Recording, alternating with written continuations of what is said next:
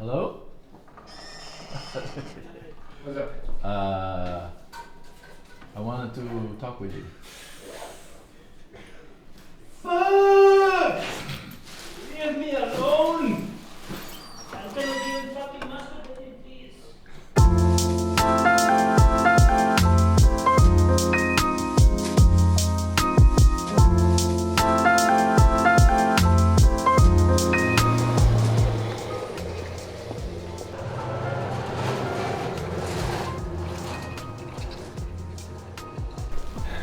The Exodus, we're being thrown out of our nice office, and all the artists are going to be stacked on top of each other in the darkness here. About time too. It's about time, because we really deserve it. In our hearts, we already knew that. So now we're gonna get finally what we deserve. Now you have less distance to walk to bully. Yeah, it's true. That's a good one.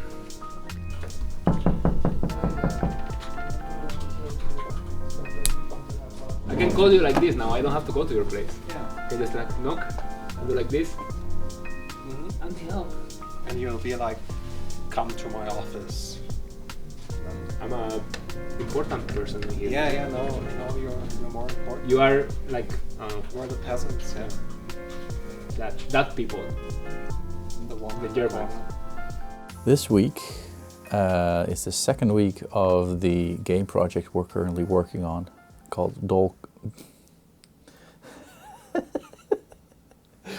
I have to get used to this again. I realized that directing actually is also a full-time job, so I will try this week to actually maybe develop some more things for the game.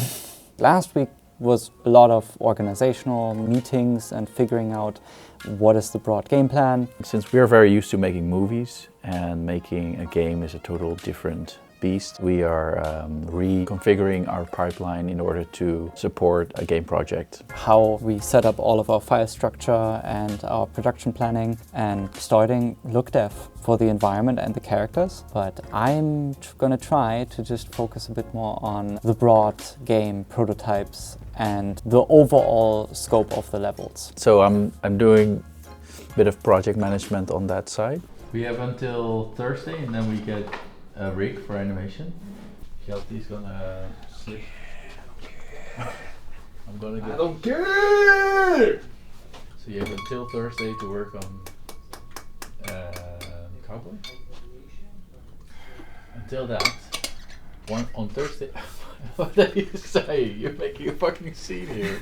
Meanwhile, we're also working on future projects already. I will be doing more research on the character asset project. So diving into facial rigging on what techniques and tools we're gonna use for that project. This week I'm making paper boulders. So I painted some textures last week and then you cut them and you make little boulders and try to get quite complex shapes with these, and then Bo is going to recreate them in Blender for the game. We started various conversations about, if it's a cutout thing, maybe we shouldn't do intersections, because in some of the reference images we have, cutout elements are like not perfectly in contact with the ground, and I'm trying to grab the scan textures from Vivian and basically 3D-fy them, creating a simple normal map, some roughness, and hopefully at the end of the day I have a somewhat nice asset library, so Andy can go ahead and start mocking up the environment for the game. It's just going to help us to have a unified style that looks crafty and miniature. So I think these hand-painted textures add a lot of value without taking forever to make. I'm using a lot of wax crayons, oil pastels and watercolor mostly, and gouache. Bo has been furiously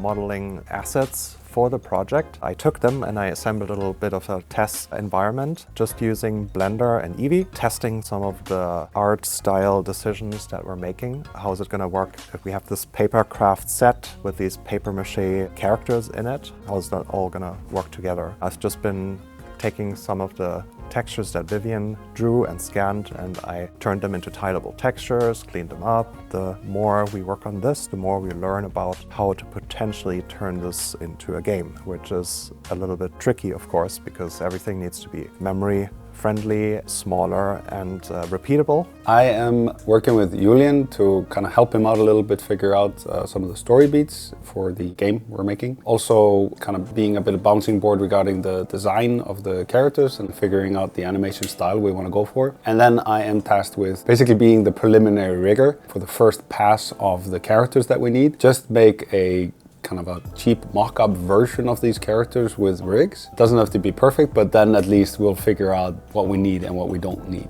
as we figure out the art style and the animation style and all that stuff. I wish we had Demeter.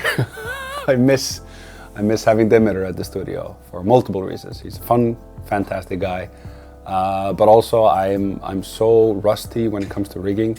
So as I make various decisions, I'm just reminded how fast the man is. This week, hey there. This week I'm working on some storyboarding for Cowboy. I'm doing some early stuff because hopefully when Cowboy will be due to start, I will have everything storyboard already. So I'm doing everything between the rest of the projects for the moment because I don't have anything related to the interactive project. I'm just doing other stuff. I'm using Story Pencil. It's not compatible with 4.3, 4.4, so I'm just living in the past. I'm using 4.2. So yeah, I'm using ancient technology. The animation I did before, everything like it was brute forcing. So the idea is to come up with a workflow that makes more sense in terms of preparing the models more and preparing everything better to be able to produce more. We will have to be smart on when we want to spend the money and the time. I mean, any anime is like that, you know, you have really epic fight scenes and then you have like some other parts that they are more static and more chill. You know, we will have to decide where to put more effort and where to make it more quota friendly, let's say. We have to make the producers happy. Producers. I'm still kind of in the middle of things. I'm not yet on the new project that everybody's working on.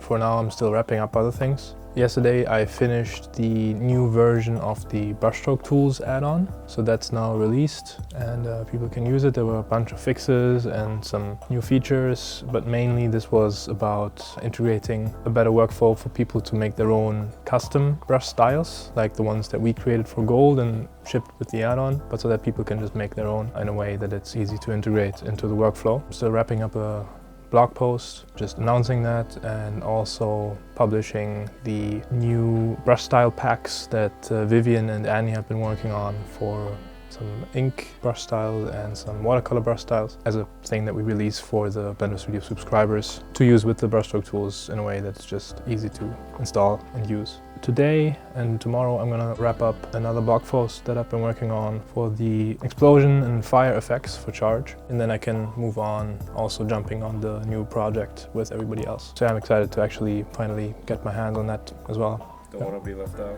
Yes, everybody's getting excited and I'm still writing blog posts, but that's okay. So right now we are pretty much just having one of these test scenes where we throw everything in there and see how it looks together, and honestly it is quite fantastic to see it with light. The overall impression is pretty good. Like, I'm positively surprised. I love the style and how handcrafted it looks like, and hopefully we can make it look really special, like something that we haven't quite seen in a game before. We're gonna hopefully upload stuff soon. There's already a project page on the studio. I always wanted, when we started working on projects, that we immediately start sharing stuff, and this might be the one where we actually do it. I like where it's heading.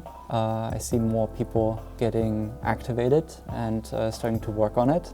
I like the direction that we picked out. It's gonna be good.